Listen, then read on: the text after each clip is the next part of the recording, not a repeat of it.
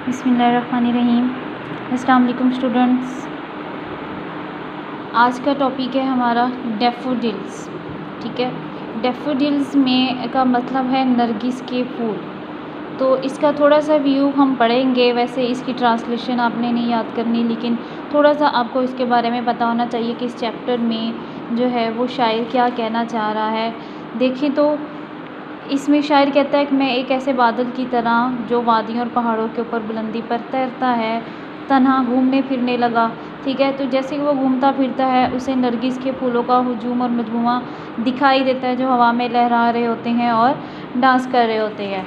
Next वो कहता है कि ये जो फूल है ये सितारों की तरह जो कहकशां में चमकते हैं, झिलमिलाते हैं, उनकी तरह ये लगते हैं। और पौधे मुसलसल एक ना ख़त्म होने वाली कतार में फैले हुए थे। यानी ये जो इन नरगिस के फूलों का पौधा है वो एक कतार में लगा हुआ था, और किनारे जैसे एक समंदर के किनारे के साथ जो है फूल लगे हुए होते हैं। और एक ही नज़र में 10,000 पौधे देखे जो बड़ी जिंदा दिली के साथ अपने सर हिलाते हुए रक्स कर रहे थे। यानी ज़ाहिर बात है हवा चल रही होगी, वो बहुत तेज़ी से हिल रहे होंगे, तो शायर को ऐसा लग रहा था कि जैसे ये फूल जो है वो डांस कर रहे हैं।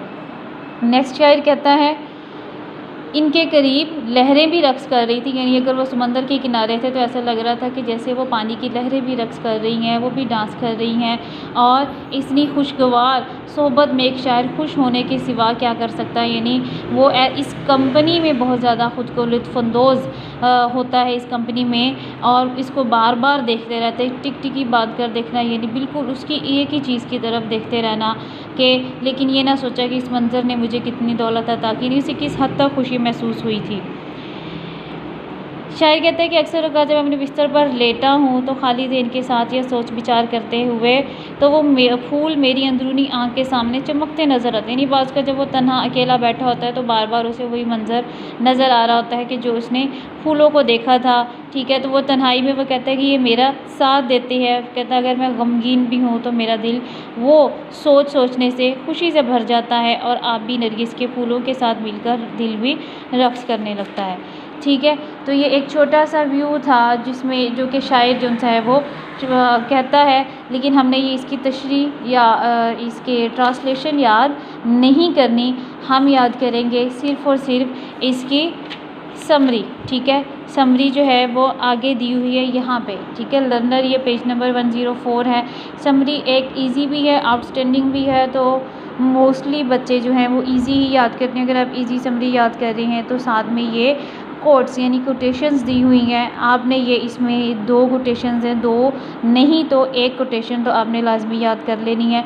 ये इसकी समरी है, इसमें भी वही कुछ बताया हुआ है जो कुछ चैप्टर के अंदर है वही बताया हुआ है। Daffodils by William Wordsworth. William Wordsworth जो इसका राइटर है वो उसका नाम है। Is a beautiful description of the beauty of nature.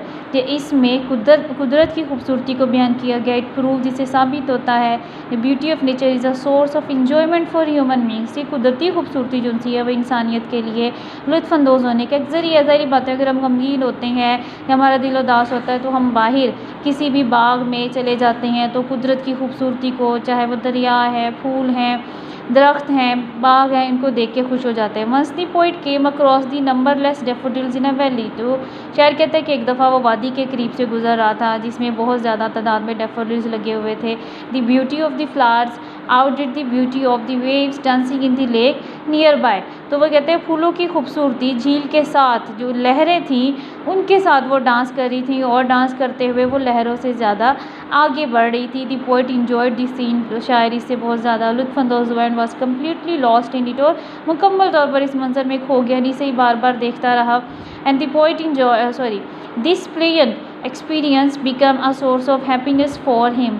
ये जो उसका देखना था, खुशगवार मंजर था, उसके लिए खुशी का बाइस बना। Whenever he recall the scene. और जब फिर वापस आ गया और दोबारा कभी भी उस मंजर को याद करता है, he was lost in the charming atmosphere. तो उस दिलकश मंजर में वो खो जाता है। And found himself happy the company of the flowers. अपने आप को फूलों की इस कंपनी में, सोहबत में, महफिल में वो बहुत खुशी महसूस करता है। तो ये 2 कोट्स दी हुई हैं, आप इसको ऐड करना चाहें तो कर सकती हैं। A thing of beauty is a joy for ever.